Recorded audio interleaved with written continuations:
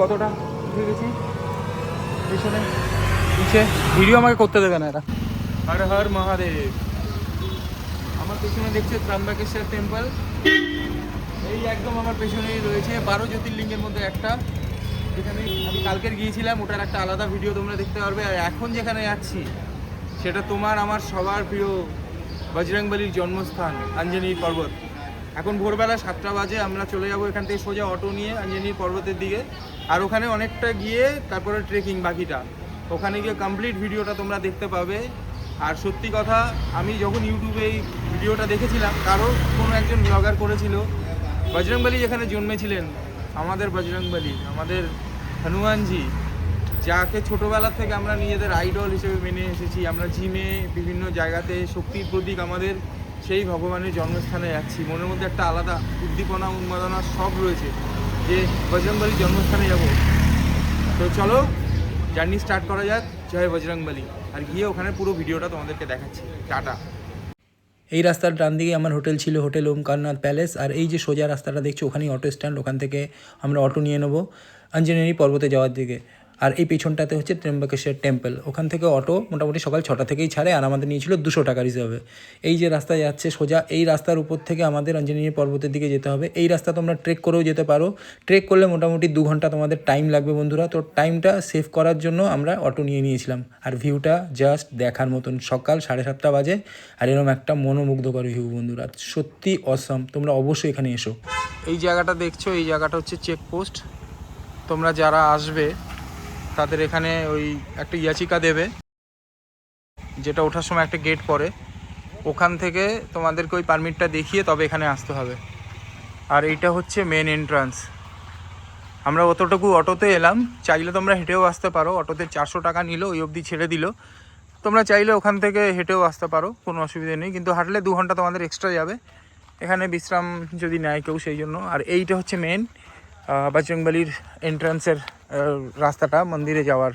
এখন এখান থেকে অনেকটা আমাদের হাই অল্টিটিউড ট্রেক করতে হবে, তবে কি আমরা পৌঁছতে পারবো। জানি না কতগুলো সিঁড়ি আছে, বাট চলো জয় বজরংবলী।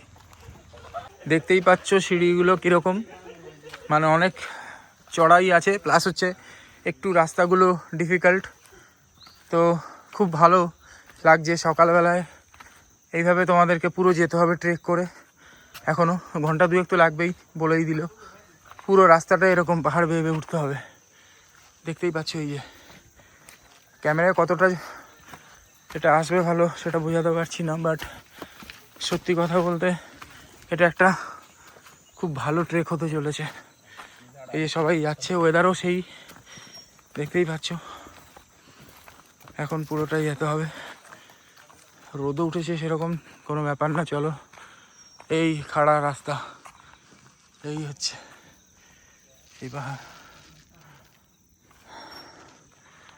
চলো বন্ধুরা, দেখো চলেছি, ওয়েদারটা দেখো কি সুন্দর। এই যে আমার পেছনে নিচে রাস্তা, আর যাচ্ছি আবার আরও একটা ট্রেক। সেই সিঙ্গালীলা করে আসার পরে আবার এই ট্রেকটা, এটা খুবই ভালো লাগছে পুরো। বন্ধুরা চলো, বজরংবলী জন্মস্থানে যাচ্ছি, যেখানে উনি জন্মেছিলেন, আঞ্জনেয়ীর পর্বত। সেখানে আলাদাই একটা এক্সাইটমেন্ট কাজ করছে শরীরের মধ্যে, কারণ আমার দাদা বজরংবলী সব কিছুতে রক্ষা করেন, শক্তি দেন।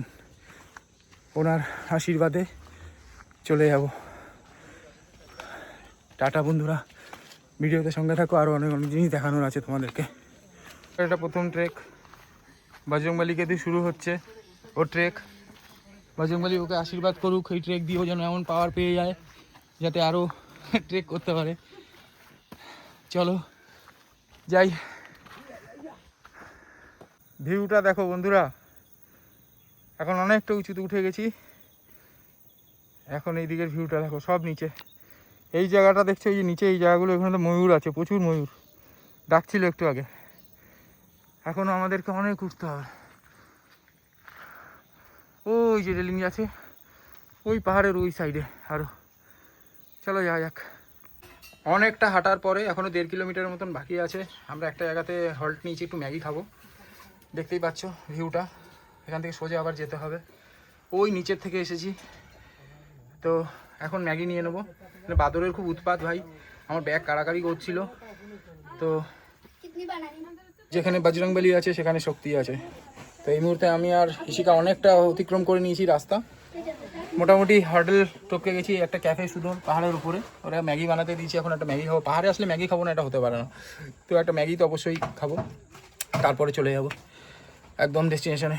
এখানে বুঝতে পেরেছি প্রচুর ট্যান পড়বে আমাদের, তো কলকাতায় গিয়ে রিমুভ করা যাবে। কিন্তু এই অ্যাচিভমেন্টগুলো লাইফে একবারই আসে, বারবার হবে না। তো জয় বজরংবলী। দেখো বন্ধুরা, এদিকের ভিউটা একদম পর্বতের টপে, এখন আঞ্জনেরি পর্বতের মোটামুটি টপে বলতে পারো।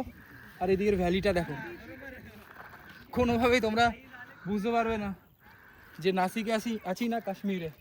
এত সুন্দর এখানকার বাদিগুলো, মানে এত সুন্দর দেখো চারিদিকে।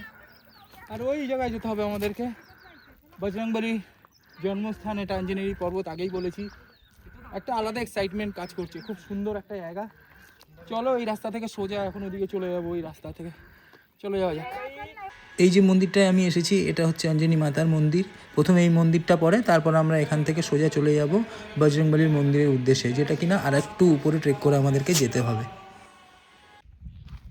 এখন আমরা দাঁড়িয়ে রয়েছি অঞ্জনী মাতার মন্দিরের সামনেটাতে। এখান থেকে সোজা এখনও ওই যে দেখছো পাহাড়ের ওই মাথায়, ওখানে বজরংবলীর মন্দির। এখন ওখানে চলে যাবো হাঁটতে হাঁটতে। চলো, রাস্তা বেশি কঠিন নয়, বজরংবলীর সাথে আছে তো সব কিছু পসিবল। চলো, জয় শ্রীরাম।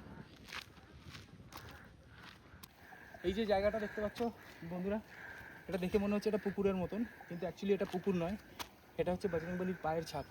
ছোটোবেলায় যখন বজরংবলী জাম্প করেছিলেন সূর্যদেবকে খাওয়ার জন্য, তখন বা পায়ের ছাপটা এখানে রয়ে গেছে। এটা যখন আমি ওই টপে যাব, ওই টপে ওখান থেকে এই পায়ের ছাপটা তখন দেখা যাবে। আর এটা এখন জল পড়ে বৃষ্টি হয়ে এখানটা একটা পুকুরের মতন তৈরি হয়েছে। এত বড় ভাবো, জাস্ট দেখো। জয় বজরংবলী। অবশেষে অনেক পরিশ্রমের পর আমাদের বজরংবলীর সেই মন্দির যেখানে উনি জন্মেছিলেন, ওই উপরে এখন প্রার্থনা চলছে বন্ধুরা, ঠিক ওখানে চলে যাব। আর তোমাদের একটু বলি একটা জিনিস, লাইফে অনেক অনেক কষ্ট, অনেক কিছু করবে, অনেক পয়সা খরচা করবে, কিন্তু বজরংবলীর জন্মস্থান আসবে না এটা হতে পারে না। নাসিকে আসো আর অবশ্যই এই দরজাটা, মানে জায়গাটা দর্শন করে যাও। কষ্ট হবে, উঠতে কষ্ট হবে, অনেক কিছু হবে, কিন্তু সব বাধা বিঘ্ন অতিক্রম করে তোমরা এই জায়গাতে পৌঁছতে পারবে, কারণ বজরংবলী তোমাদের আশীর্বাদ দেবে সবসময়ের জন্য আসার জন্য। এই জায়গাটা অবশ্যই এক্সপ্লোর করো, আসো, কষ্ট মানে সব কিছু ভুলে যাবে, সত্যি বলছি। এত সুন্দর একটা জায়গা, মানে তোমাদেরকে বলে বোঝাতে পারবো না, অসাধারণ। তো একবার সবাই মিলে কমেন্ট সেকশানে বলো জয় বজরংবলী, আমার চ্যানেলটা সাবস্ক্রাইব করো। অবশ্যই এরকম অনেক ভিডিও তোমাদের দেখাবো, এরকম অনেক অনেক জায়গায় যাব। একবার সবাই মিলে বলো জয় বজরংবলী, জয় শ্রীরাম।